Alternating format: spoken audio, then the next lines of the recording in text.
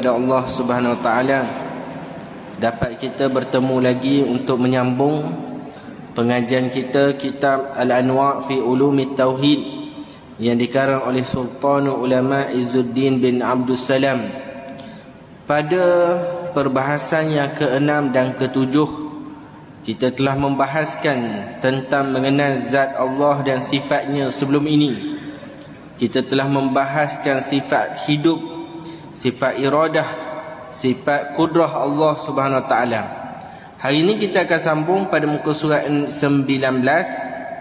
Nau'us Sadis, Ma'rifatu sam'ihi subhanahu wa ta'ala bil azaliyah wal abadiyah wal ahadiyah wal istighna'i an mujibi wal mujidi wa ta'alluki bi kulli masmu'in qadimin aw hadithin wa tawahhudi bidzalika an sa'iri asma'. Jenis yang keenam di dalam kita membahaskan tanggungjawab hati kita, kewajipan hati kita untuk menunaikan hak yang wajib, iaitulah yang pertama dah bahas, kedua sampai kelima pun dah bahas. Hari ini yang keenam. Apa yang keenam kita mesti tahu, mesti tunaikan di dalam hati kita, iaitu yang pertama, kita kena tahu bahawa Allah Ta'ala ni ada sifat sama. Itu dulu, adanya sifat sama. Sama ini adalah maksudnya pendengaran ataupun pendengar. Sifat pendengar Allah Subhanahu Wa Taala yang bersifat azali dan abadi. Sekali lagi kita menyebut tentang sifat ini azali dan abadi, keazalian dan keabadian. Pasal apa tu? Kerana sifat ini tidak sama dengan makhluk. Kita kata kita pun dengar. Allah Ta'ala ada sifat dengar. Sama? Tak sama. Kerana itulah nak membezakan di antara sifat sama Allah dengan sifat sama kita, sifat pendengaran Allah dengan pendengaran kita, maka dijelaskan kepada kita bahawa sifat itu tak sama. Tak sama dari sudut mana? Tak sama pada sudut menyatakan bahawa Allah Subhanahu Taala punya sifat sama itu azali, abadi, selama-lamanya. Adapun sama kita, ya ada, tapi sebelum ni tak ada. Sebelum ni tidak ada sifat tersebut, baru diciptakan, baru dimasukkan dalam diri kita. Dan kita kena sedar satu perkara, mendengar itu bukan dengan telinga. Itu kena faham betul-betul. Telinga tu anggota sebagai alat untuk mendengar. Dalilnya, buktinya, ada orang tidak mendengar pekak walaupun ada telinga. Telinga dia ada, tapi dia pekak.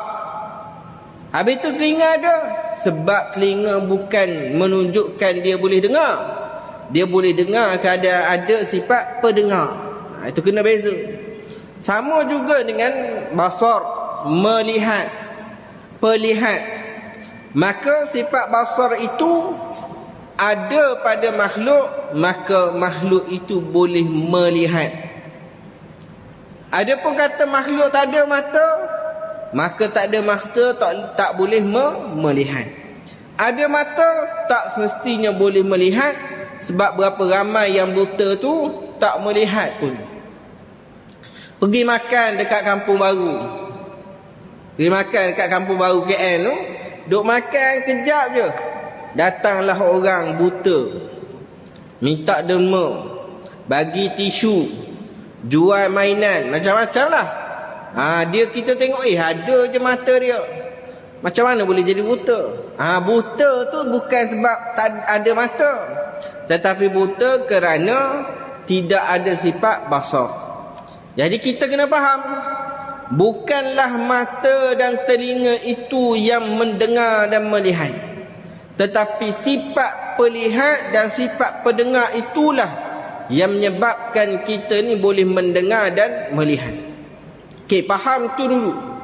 Faham itu dulu, iaitu bukan telinga dan mata yang menyebabkan seseorang tu boleh melihat. Sebab ada orang ada telinga tapi pekak, ada orang tu ada je mata tapi buta. Habis tu dia ada mata, ada telinga. Kenapa dikata pekak, buta? Kerana tidak ada sifat pendengar dan pelihat. Bila tak ada sifat pendengar dan pelihat, maka barulah kita kata dia ni pekak, walaupun ada mata, telinga. Sebab itu bila kita kata orang tua, sampai masa Allah Ta'ala tarik, dia dah jadi pekak. Ada orang kencing manis, na'udzubillah, sampai masa Allah Ta'ala bagi rosak dia punya saraf, Allah tarik dia punya penglihatan, tak boleh melihat, buta. Maknanya sifat samak basar kalau pada kita ni tidak abadi, dia tak kekal. Dia boleh bila-bila masa binasa, hancur, ditarik. Kerana sifat itu bukan milik kita. Sifat itu Allah bagi. Allah nak tarik dengan kudrahnya. Bila Allah tarik dengan iradahnya. Itu kena jelas. Iradah menentukan bila, sampai bila ni kita boleh mendengar. Adakah kita mendengar sampai mati? Ataupun kita melihat sampai mati? Ataupun belum mati lagi dah Allah tarik dah? Kita tak tahu. Maka yang tentukan itu iradah, yang jadikan itu kudrah. Kita dah bahas 2 minggu lepas, sifat iradah dan sifat kudrah, settle. Kemudian hari ini kita nak sebut tentang sifat samak dan basar.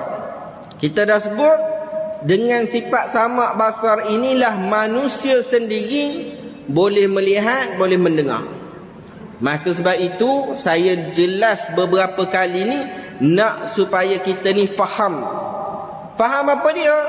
Faham bahawa Allah Subhanahu Wa Taala dia melihat, dia mendengar.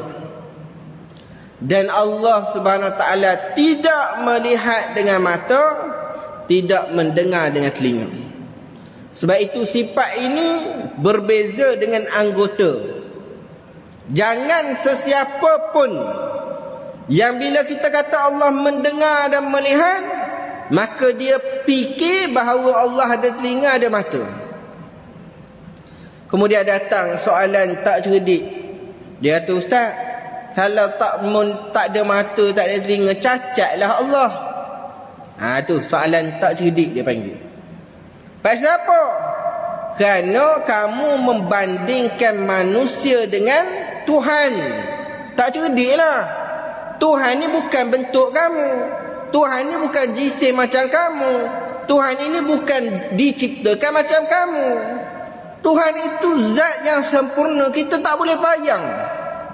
Tak boleh bayang. Jadi Allah punya mendengar, melihat tak bukan dengan mata dan telinga. Sebab itu kita nak sebutlah. Contoh paling mudah adalah Nabi Muhammad sallallahu alaihi wasallam. Di antara khasais, keistimewaan Nabi Muhammad sallallahu alaihi wasallam, Nabi boleh melihat daripada belakang baginda. Pernah Nabi nak solat, Nabi suruh betulkan saf, rapatkan saf apa semua. Nabi kata, sesungguhnya aku melihat kamu daripada belakang aku. Nabi melihat di belakang sama jelas dengan Nabi melihat di depan. Itu Nabi Muhammad sallallahu alaihi wasallam. Macam mana Nabi lihat? Ada mata ke? Ulama kata tak ada mata. Bukan ada mata. Habis itu boleh melihat. Melihat bukan dengan mata, tetapi dengan sifat sama. Allah letak sifat sama. Setengah ulama kata sifat idrak, ada idrak, boleh ada panca indera di belakang Nabi sallallahu alaihi wasallam. Maka inilah yang disebut sebagai melihat bukan dengan mata. Nabi sallallahu alaihi wasallam dia melihat. Melihat dia, depan ada mata, belakang tak ada mata. Tapi Nabi kata, depan melihat sama dengan belakang.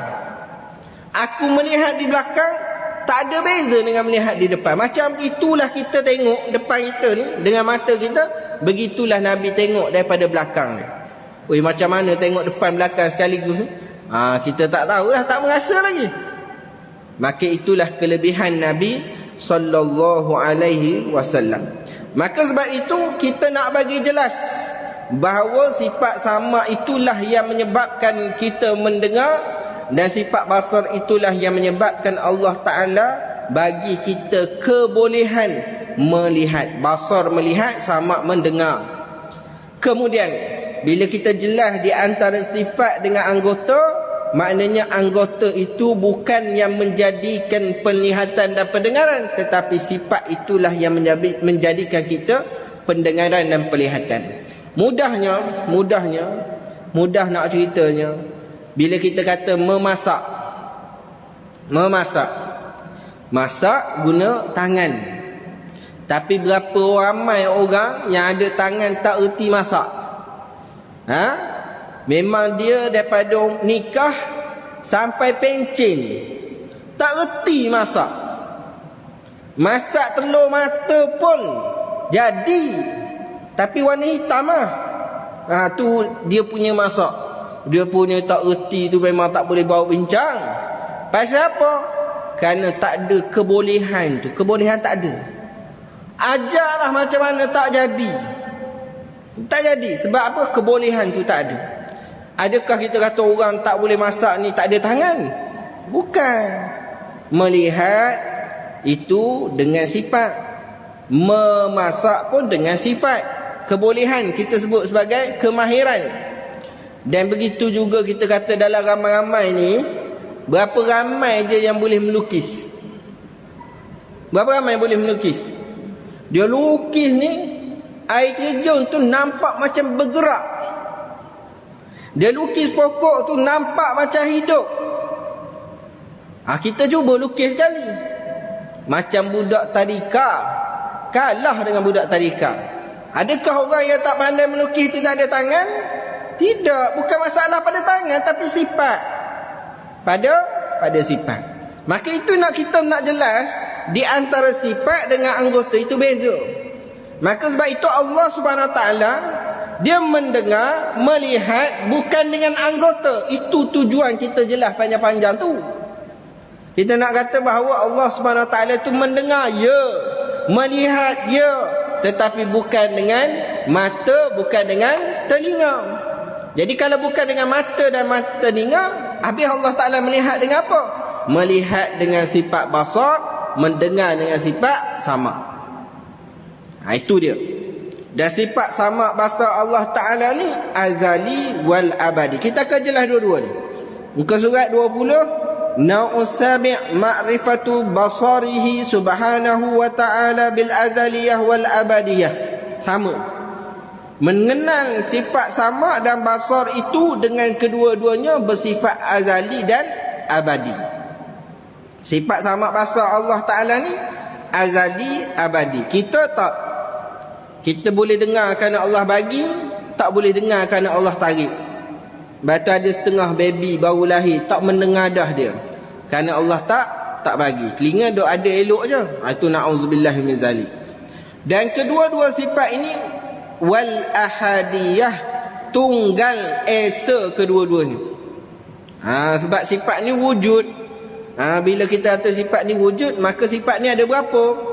Setiap sifat hanya ada tunggal, hanya esa, tidak dengan bilangan. Kalau sifat tak ada dua, kita tanya balik, dua tu sifat yang kedua tu Allah pakai ke tak pakai? Kalau tak ada salah satu, maka adakah tak sempurna? Dia jadi macam tu. Sifat kalau ada dua, adakah sifat yang kedua tu ada pada Tuhan lain? Dia akan jadi timbul soalan-soalan macam tu.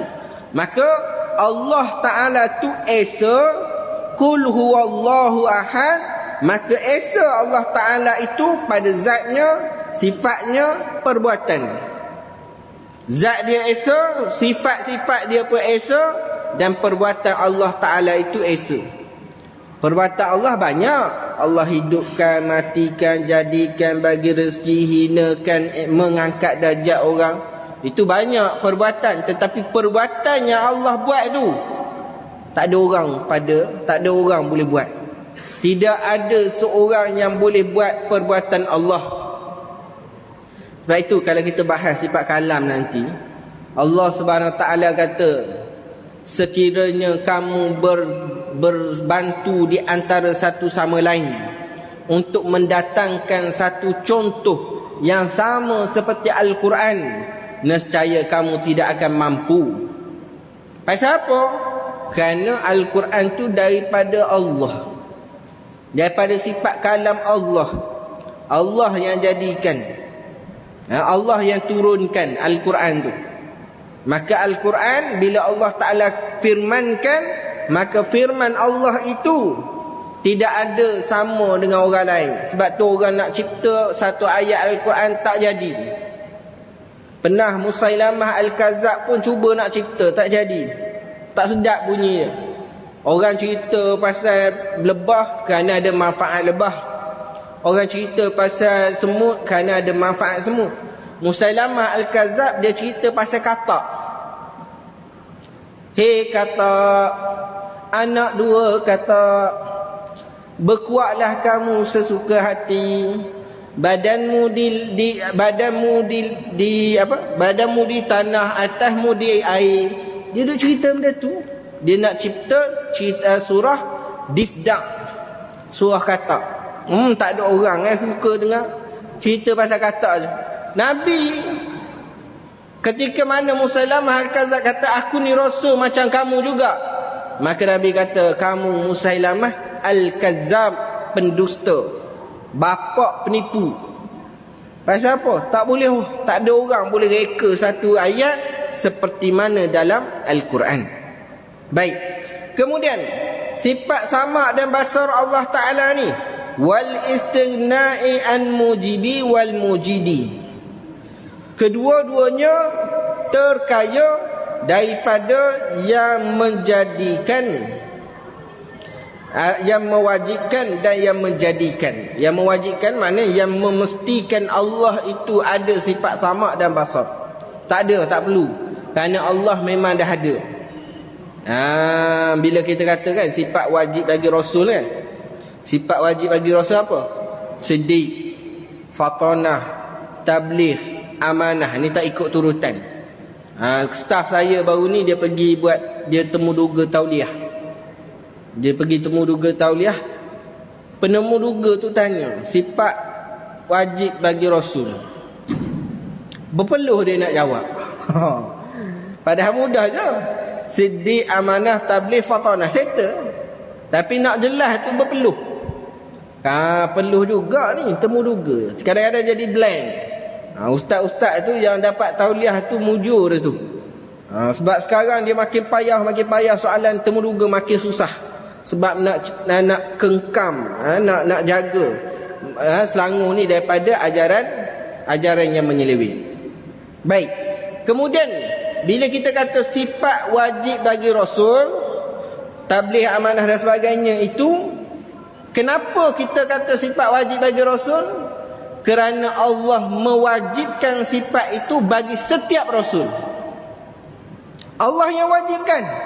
Bukan sifat Allah, sifat itu memang dah ada dengan Rasul tak? Tapi Allah yang mewajibkan. Setiap Rasul yang dia utuskan mestilah amanah, tak boleh khianat. Setiap Rasul yang Allah utuskan mestilah tabligh, dia tak boleh menyembunyikan ilmu. Dia kata amalan ni boleh masuk syurga, dia simpan dekat dia seorang. Kita kalau dapat amalan itu, kita simpan tak? Bila kita dengar ustaz kata amalan ni kalau kamu amal, insya-Allah kaya, cepat naik pangkat, kita kongsi tak dengan orang lain? Tak kongsi lah. Kalau semua cepat naik pangkat, siapa yang naik dulu? Tak kongsi lah kita. Itu sebab Nabi mesti ada sifat, Rasul mesti ada sifat tabligh. Dia tak boleh, dia mesti. Semua Rasul begitu. Daripada Nabi Adam sampai Nabi Muhammad, semuanya ada sifat tabligh. Semua ada sifat fatanah, dia tak boleh bodoh. Dan semuanya ada sifat amanah, semuanya ada sifat fatanah. Tabligh, amanah, fatanah. Tu kata bila ulang balik jadi tak ingat dah. Siddiq, kena ada sifat benar. Jadi makna kata semua kena ada tu. Siapa yang wajibkan? Allah. Okey, itu Allah. Sifat Rasul itu ada 4 sifat wajib, itu Allah yang wajibkan. Baik, 10 sifat Allah ni siapa yang wajibkan? Itu dia kata istighnai an mujibi. Terkaya Allah daripada yang mewajibkan sifat sama, terkaya Allah daripada yang mewajibkan sifat basar. Mana terkaya ni tidak ada orang, tak perlu, tak berhajat kepada yang mewajibkan sifat sama dan basar Allah. Begitulah sifat-sifat lain. Sifat kudrah, iradah, ilmu, haya, sama, basar, kalam. Semua sifat ini memang dah ada pada Allah, tidak perlu yang mewajibkan dia. Itu istighna'an mujibin. Kalau kita kata hebat masjid surau PGA ni, semua dah khatam sifat kitab Al-Anwar. Dia pun buka, apa dia mujibi ni? Tak tahulah ustaz cerita apa dia mujibi. Tu saya tak mengakulah pernah mengajar sini. Dia tak tahu mujibi wal mujidi. Tengok terjemahan yang mewajibkan dan yang menjadikan. Tak faham saya. 7 kali ulang. Ketujuh sifat dia akan ulang dia sama. Tuan-tuan tak percaya tengok Kita tengok muka surat 14. Muka surat 14. Bahkan dia start lagi sifat muka surat 13 lagi.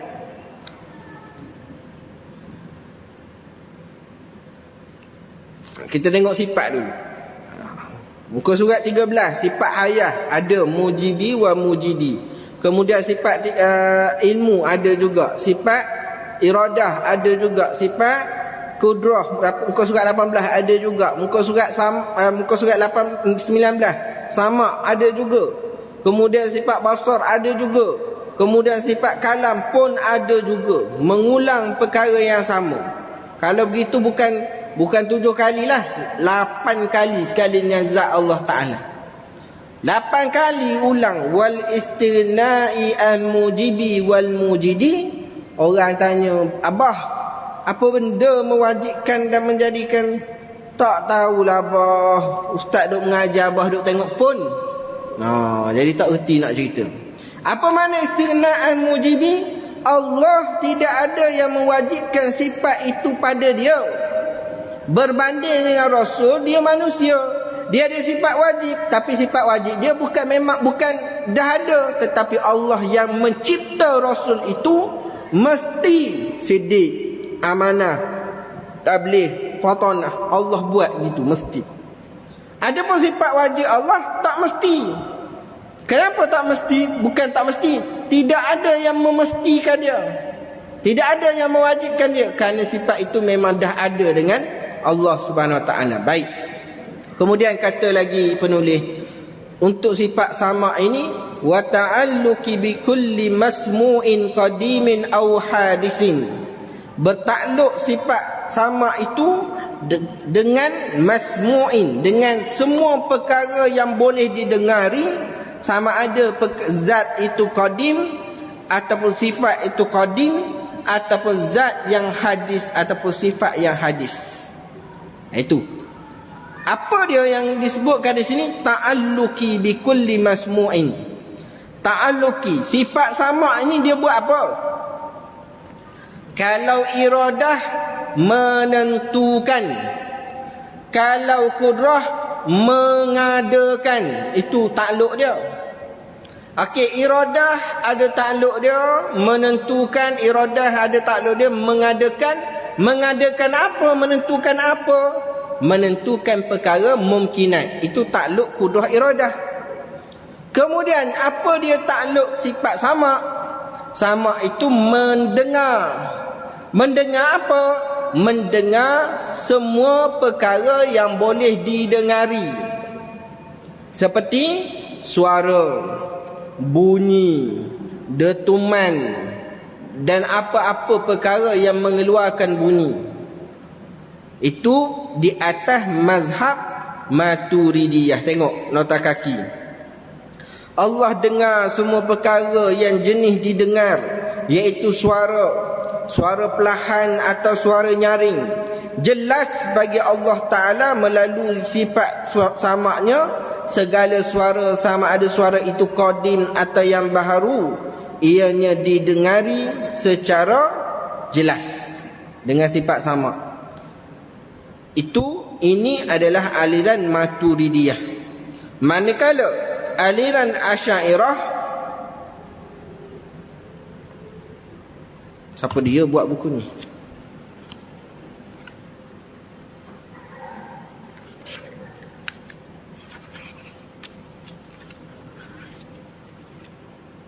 Oh, okey. Adapun aliran Asy'ariyah takluk sifat samak dengan segala perkara maujud, iaitu segala perkara yang ada, sama ada mengeluarkan suara ataupun tidak mengeluarkan suara. Kita kena faham betul-betul. Aliran Maturidiyah, dia kata Allah mendengar. Mendengar apa? Mendengar perkara yang boleh didengari. Perkara masmuk, perkara yang boleh dengar. Apa perkara boleh dengar? Mestilah perkara yang mengeluarkan bunyi. Mestilah perkara yang menghasilkan suara, baru boleh dengar. Itu mazhab Maturidiyah. Kerana ahli sunnah wal jamaah ni ada dua, Asy'ariyah, Maturidiyah. Jadi pada Maturidiyah, yang boleh dengar adalah perkara masmuk, perkara yang mengeluarkan suara dan bunyi sahaja. Baik, itu Maturidiyah. Asy'ariyah, macam mana Asy'ariyah? Asy'ariyah kata semua perkara yang wujud itu boleh didengari, walaupun tidak mengeluarkan bunyi. Maka botol air ni, botol air ni dia duduk senyap begini dah, tapi Allah Ta'ala dengar botol air. Allah dengar air. Allah Ta'ala dengar meja. Allah Ta'ala dengar tiang. Allah Ta'ala dengar batu. Allah Ta'ala dengar kerusi. Tak keluar bunyi itu Ustaz? Ya, Allah boleh dengar benda yang tak keluar bunyi. Itu kesempurnaan Allah tu. Itu tak sama dah itu. Tak sama dah dengan pendengaran kita. Kita benda yang boleh keluar bunyi pun belum tentu boleh dengar. Duk dekat sangat tak dengar, jauh sangat tak dengar. Dalam bilik kedap udara tak ada pengaliran udara, tak ada gelombang, tak dengar. Cakap tak keluar suara tapi tak sampai, sebab kedap udara. Kuat sangat tak dengar, perlahan sangat tak dengar, jauh sangat tak dengar, dekat sangat tak dengar. Itu kita, lemah pendengaran kita ni. Adapun pendengaran Allah Subhanahu Wa Taala tak sempurna. Pendengaran Allah Subhanahu Wa Taala itu tidak tertakluk kepada perkara maujud. Semua yang ada itu Allah Ta'ala dengar. Itu hebat Allah ni. Sebab tu bila kita kata Allah dengar bisikan hati, tak pelik tu, kan? Kita kata bisikan hati tak keluar suara Ustaz. Kalau bisikan hati tu boleh keluar suara, dalam 20 tahun 50 tahun akan datang, orang buat satu alat nak dengar bisikan hati. Boleh dengar ke tidak? Polis kena buat tu. Polis kena buat satu research, alat untuk mengesan suara hati, baru boleh tahu penjenayah tu siapa. Mudah kan? Tapi tak boleh, memang tak keluar suara. Dia tak keluar suara, dia hanya cek saraf, dentuman denyutan jantung. Gitu je lah, nak tahu orang cakap betul nipu ke tak. Tapi yang boleh dengar bisikan hati tak ada. Tak ada. Tapi Allah boleh dengar macam mana? Allah dengar bukan kerana keluar suara, tapi Allah dengar kerana dia wujud. Kemudian ada soalan. Minggu lepas kan saya kata nak tanya soalan. Ingat? Minggu lepas soalan pasal batu. Minggu ni kita nak tanya soalan. Adakah Allah Subhanahu Wa Taala dengar suara saya bercakap sekarang ni pada pukul 6 petang tadi?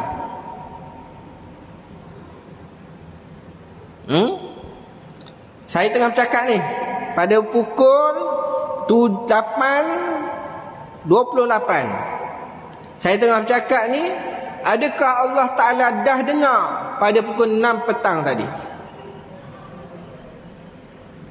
Nak jawab dia kena balik pada takluk tadi. Takluknya apa dia? Takluknya dia maujud. Adakah suara itu sudah wujud pada pukul 6 petang tadi? Tak wujud lagi. Sebab baru wujud sekarang ni. Maka 6 petang tadi Allah dengar ke tidak? Oh, tak berani dia nak kata. Sebab takut kata tak dengar, kafir pula kan? Tak ada orang kafir kan? Kita kata Allah dengar perkara wujud. Adakah 6 petang tadi suara saya dah ada? Tak ada. Maka Allah Ta'ala tak dengar. Kerana dia tak wujud lagi. Itu pada sifat sama. Tapi pada sifat basar, adakah Allah Ta'ala tahu apa saya nak cakap sekarang dan akan datang? Allah tahu. Sebab takluk sifat ilmu adalah kullu, semua perkara, wajibat, mustahilat, jaizat. Semua perkara wajib, semua perkara mustahil, semua perkara harus. Dan sekarang Allah Ta'ala tahu, semua orang tengah pening kepala sekarang. Ustaz cerita apa dah ni kan? Pening dah. Tadi kata dengar, tak tahu pula. Ni nak bagi jelas. Sebab kalau orang dia tahu perbahasan sifat 20, dia tahu ini fungsi sifat sama, ini fungsi sifat ilmu berbeza. Dalam soalan temuduga tauliah, orang ditanya, apa beza inkisyaf sifat ilmu dengan sifat sama? Dia kudrah, iradah, takluk dia taksiri, memberi bekas. Ilmu sama, basar, takluk dia inkisyaf. Apa beza takluk inkisyaf pada ilmu? Apa beza takluk inkisyaf pada sama? Ustaz sebut tu pun tak tahu dah. Saya nak jawab macam mana? Tu kena belajar lagi tu. Dia ada hurai ni. Kat belakang tu dia ada hurai. Kat belakang tu dia ada hurai tentang takluk inkisyaf dan sebagainya. Tu kita akan hurai pada masa akan datang lah. Cuma kita nak bagi tahu, Allah tahu semua perkara. Tak ada yang sembunyi pada ilmu Allah. Perkara mustahil, perkara wajib, perkara harus, semua Allah Ta'ala tahu. Cuma pada kita kata mendengar, dia mendengar perkara wujud. Melihat perkara wujud. Sekiranya tak wujud lagi, tidak takluk Allah Ta'ala mendengar dan melihat. Sebab bertakluk kepada perkara wujud. Sebab itu pada sifat basar Allah Ta'ala itu, wa ta'alluki bi kulli mawjudin qadimin aw hadisin. Sifat basar Allah Ta'ala itu bertakluk pada setiap perkara wujud yang qadim ataupun yang hadis. Qadim tu Allah lah. Yang qadim tu Allah. Yang hadis itu adalah makhluk. Maka Allah Ta'ala melihat semua yang qadim. Sifatnya, zatnya Allah Ta'ala lihat semua. Dan Allah Ta'ala melihat semua perkara hadis, iaitu makhluk-makhluknya. Semua perkara wujud. Maka datang soalan yang kedua. Adakah Allah Ta'ala sudah melihat cicit kita pada tahun 2100? Adakah Allah Ta'ala dah lihat anak kita, cicit kita, bukan anak, cicit kita pada 2100? Balik pada takluk tadi. Takluk dia apa? Takluk dia adalah maujud. Pada 2100 ni baru 2023. 2100 tu lambat lagi, tak wujud lagi. Maka Allah Ta'ala tidak melihat perkara yang tidak wujud. Itu pada melihat. Adakah Allah Ta'ala tak tahu? Tak, Allah tahu. Tahu Allah ni tak payah ceritalah. Allah tak payah tunggu berlaku kiamat, tak payah tunggu. Sebab yang kita je, makhluk ni je yang ada dalam timeline. garis masa kita sekarang. Kemudian apa yang lepas itu dipanggil past, perkara yang telah berlaku. Kemudian yang akan datang tu perkara yang akan berlaku, future. Maka Allah Ta'ala tidak bergerak pada arus masa tu. Allah Ta'ala baginya perkara yang lepas, perkara yang sedang dan perkara akan datang sama. Tak boleh fikir kita. Itu kesempurnaan Allah. Itu kesempurnaan Allah. Maka Allah Ta'ala tahu semua perkara. Maka daripada itulah sifat sama dan Allah Ta'ala itu tawahhudi bizalika an sa'iril asma' wa sa'iri absar. Tunggalnya sifat sama dan basar Allah Ta'ala itu daripada sifat sama dan basar yang lain. Tak ada yang sifat sama basar itu sama dengan Allah Subhanahu wa Ta'ala. Setakat itu dahulu. 2 minggu lagi, minggu depan saya ada kembara ilmu di negeri utara. So minggu depan tak ada, 2 minggu depan kita sambung perbahasan sifat kalam. Wallahu a'lam wa billahi taufiq wa hidayah. Assalamualaikum warahmatullahi wabarakatuh.